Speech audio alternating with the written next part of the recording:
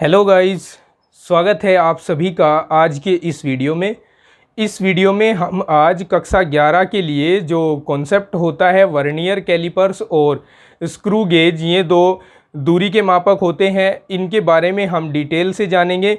इसके अलावा जो कोई भी वर्नियर कैलिपर्स के बारे में जानना चाहता है उन सभी के लिए ये वीडियो बड़ी हेल्पफुल रहेगी। इसमें मैं आपके लिए लेकर आया हूँ एक वर्नियर कैलिपर्स, क्या क्या इसकी कार्यविधि होती है, इसकी रचना विधि क्या है, कौन कौन से पार्ट को क्या क्या कहा जाता है और इससे दूरियों को कैसे मापा जाता है, इसकी अल्पतमांक क्या होती है, सब जानेंगे इस वीडियो में बिल्कुल डिटेल से। तो चलिए बिना देरी किए अपने वीडियो को शुरू करते हैं। देखिए, यहाँ आप एक वर्नियर कैलिपर्स देख रहे हैं। वर्नियर कैलिपर्स का आविष्कार फ्रांस के एक गणितज्ञ पियरे वर्नियर ने किया था। उन्हीं के नाम पर इस यंत्र का नाम वर्नियर कैलिपर्स रख दिया गया।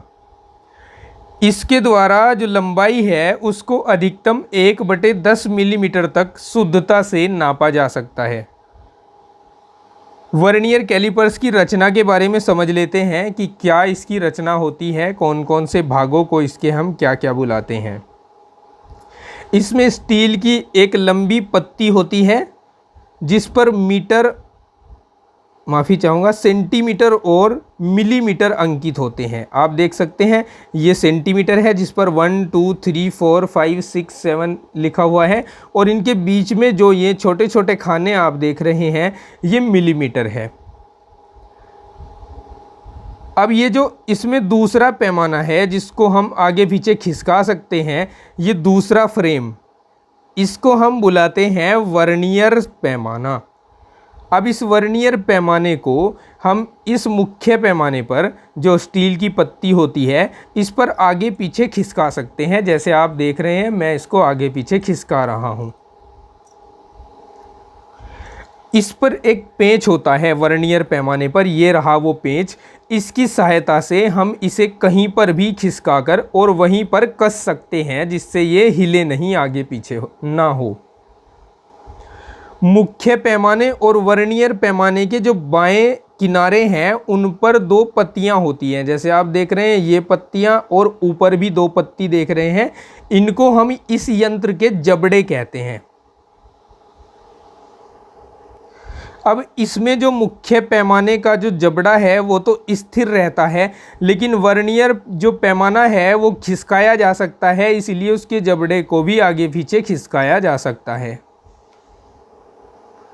अब समझिए इम्पोर्टेंट बात, जब इसके जबड़ों को आपस में बिल्कुल मिला दिया जाता है जिससे कि इनमें जो गैप है वो बिल्कुल ही शून्य हो जाए, तब क्या होता है कि जो वर्नियर कैलिपर्स का शून्यांक होता है और जो मुख्य पैमाने का शून्यांक होता है, जैसे आप यहाँ देखिए गौर से, ये वर्नियर का शून्यांक है और यहाँ ऊपर ये मुख्य पैमाने का शून्यांक है।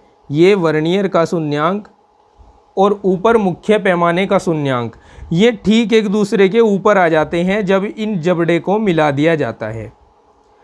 अगर ऐसा ना हो, कभी कभी क्या होता है कि यह जो शून्य है वर्नियर का, ये मुख्य पैमाने के शून्य से या तो दाईं ओर रह जाता है या फिर बाईं ओर रह जाता है। तब क्या होता है कि यह जो शून्य है जब एक सीध में नहीं होंगे तो इनमें कुछ अंतर रहेगा। इस अंतर को हम इस यंत्र की त्रुटि कहते हैं और इसको शून्यांक त्रुटि के नाम से जाना जाता है। अब देखिए, जब इस वर्नियर को इस मुख्य पैमाने पर इधर से इधर यानी बाएं से दाएं खिसकाया जाता है तो बाहर एक पत्ती निकलती हुई नजर आ रही है आपको, ये वाली पत्ती। ये पत्ती क्या करती है, ये पत्ती किसी बर्तन की गहराई को मापने में काम आती है।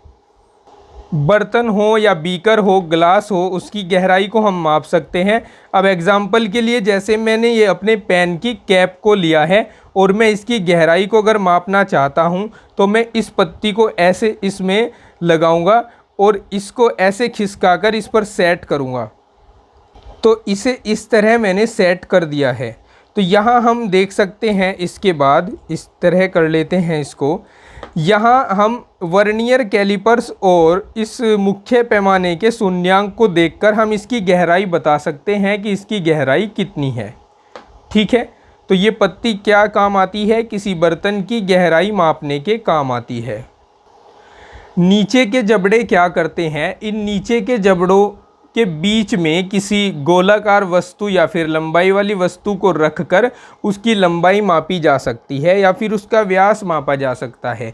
जैसे मेरे पास ये ढक्कन है कोका कोला का, इसको मैं इसके बीच में रखकर ये नाप सकता हूँ कि इसका व्यास कितना है। ठीक है, यहाँ वर्नियर पैमाने पर देखकर हम माप सकते हैं कि इसका व्यास कितना है। ठीक है, इस तरह से इसको नाप सकते हैं। अब ये जो ऊपर के जबड़े हैं, ये ऊपर के जबड़े किस काम आते हैं? अगर हमारे पास कोई खाली बीकर है या फिर कोई पाइप है या बेलनाकार कोई वस्तु है और हम उसका आंतरिक व्यास नापना चाहते हैं। जैसे उदाहरण के लिए मैंने ये ढक्कन उल्टा कर लिया है, अब ये ढक्कन एक बीकर की या बेलन की तरह काम कर रहा है, तो मैं इसको आंतरिक व्यास नापना चाहता हूँ। तो इन जबड़ों को इसके अंदर ऐसे फंसाया जाता है और इसको ऐसे खोला जाता है। ऐसे फंसाकर इसके अंदर हम इसका आंतरिक व्यास माप लेते हैं वर्नियर कैलिपर्स की सहायता से, इस पर लगे पैमानों की सहायता से। तो ये कंप्लीट इन्फॉर्मेशन थी वर्नियर कैलिपर्स के बारे में, कैसे यह काम करता है, इसके भागों को क्या क्या हम कहते हैं। अब इसकी अल्पतमांक समझ लेते हैं कि इसकी अल्पतमांक क्या होती है।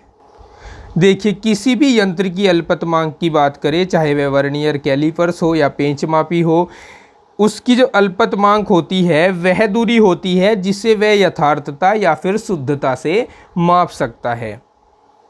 और अगर हम बात करें अल्पतमांक ज्ञात करने के सूत्र की, तो इसके लिए सूत्र का प्रयोग करते हैं कि किसी भी वर्नियर कैलिपर्स की जो अल्पतमांक होती है वो इसकी मुख्य पैमानों के एक भाग का मान, मुख्य पैमाने पर बने एक भाग का मान और बटे वर्नियर पैमानों पर बने कुल भागों की संख्या। तो इसकी अल्पतमांक को हम ज्ञात कर सकते हैं। अब इसका सिद्धांत भी हमें जानना है कि इसका सिद्धांत है क्या वास्तव में। तो इसका सिद्धांत जो है वो यह है कि समान दूरी में यदि वर्नियर पर n भाग हैं तो मुख्य पैमाने पर n-1 भाग होंगे। ठीक है, इसको मैं समझाता हूँ आपको कि मैं कहना क्या चाह रहा हूँ। मैं कह रहा हूँ कि यदि वर्नियर पर आपने n भाग लिए हैं तो मुख्य पैमाने पर n-1 भाग होंगे। जैसे कि आप यहाँ देख सकते हैं, आपने यहाँ पर 1 2 3 4 5 6 7 8 9 10 11 भाग लिए हैं वर्नियर पर। लेकिन अगर आप देखें कि ये जो लास्ट वाला भाग इसका है, ये मुख्य पैमाने के लास्ट भाग से एक कम हो रहा है। तो यहाँ पर मुख्य पैमाने पर जितने भी भाग होंगे वो वर्नियर कैलिपर्स के से एक कम होंगे। जैसे यहाँ हमने अभी गिने हैं, कितने भाग हैं? 11 भाग हैं। लेकिन अगर आप इनको गिनते हैं 1 2 3 4 5 6 7 8 9 10 भाग हो रहे हैं ऊपर। ठीक है, समझ गए ना? ये सिद्धांत पर काम करता है वर्नियर स्केल। अब वर्नियर स्थिरांक क्या है इसके बारे में भी जान लेते हैं। मुख्य पैमाने के विभाजन तथा एक मुख्य पैमाने के विभाजन तथा एक वर्नियर पैमाने के विभाजन का अंतर जो है वो वर्नियर स्थिरांक कहलाता है। ठीक है, अब मैंने आपको थोड़ी देर पहले जब इसको एक्सप्लेन कर रहा था तो मैंने आपको बताया था कि इसमें जब शून्य एक दूसरे की सीध में ना हो वर्नियर और मुख्य पैमाने के, तो इसमें त्रुटि आ जाती है और उसको शून्यांक त्रुटि कहते हैं। अब शून्यांक त्रुटियाँ भी दो प्रकार की होती हैं। एक तो जब यह वर्नियर का जो शून्य है वो मुख्य पैमाने के शून्य से दाईं ओर चला जाए। जब दाईं ओर जाता है तब हम इसको कहते हैं धनात्मक शून्यांक त्रुटि। और एक जब ये बाईं ओर चला जाए तब कहलाता है ये ऋणात्मक शून्यांक त्रुटि। अब मेरे पास जो वर्नियर कैलिपर्स है उसमें जो वर्नियर का और मुख्य पैमाने का शून्यांक है वो ठीक एक दूसरे की सीध में है। इसका मतलब मेरे पास जो वर्नियर है उसमें कोई भी त्रुटि नहीं है, यह बिल्कुल एक्यूरेट है। अब जो बच्चे 11th क्लास के हैं उनके लिए बता दूं कि वो इसको इतनी बातें तो एकदम से याद नहीं रख पाएंगे, तो मैंने उनके लिए यह नोट्स बनाया है। इस नोट्स को आप इस वीडियो के डिस्क्रिप्शन में जाकर उसका लिंक मैंने दिया है, आप डायरेक्ट डाउनलोड कर सकते हैं इसको, और वो भी बिल्कुल फ्री में। इस नोट्स में मैंने वर्नियर कैलिपर्स क्या है, वर्नियर कैलिपर्स की रचना क्या है, चित्र भी लगा दिया है, साथ में पूरी रचना विधि मैंने अपने शब्दों में लिखकर बता दी है। आपको एग्ज़ाम में भी ऐसे ही लिखनी है। फिर वर्नियर कैलिपर्स की जो अल्पतमांक है वो भी, और अल्पतमांक के लिए जो सूत्र प्रयोग होता है वो भी मैंने बता दिया है। इसके बाद वर्नियर स्केल का सिद्धांत, ये भी मैंने थियोरेटिकल रूप में लिख दिया है। फिर वर्नियर स्थिरांक, इसकी परिभाषा भी लिख दी है। वर्नियर कैलिपर्स की जो शून्यांक त्रुटि है उसकी पूरी डेफिनेशन मैंने लिख दी है।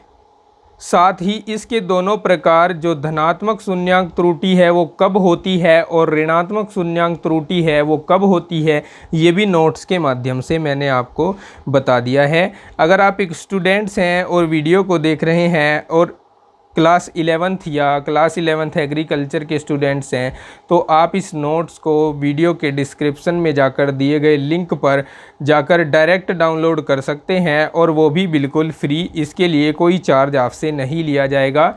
इसके बाद भी अगर आपकी कोई क्वेरी है, कोई डाउट है, तो आप स्क्रीन पर दिए गए व्हाट्सएप नंबर पर व्हाट्सएप करके अपनी क्वेरी मेरे साथ शेयर कर सकते हैं। मैं आपके सभी सवालों के जवाब देने की पूरी कोशिश करूंगा।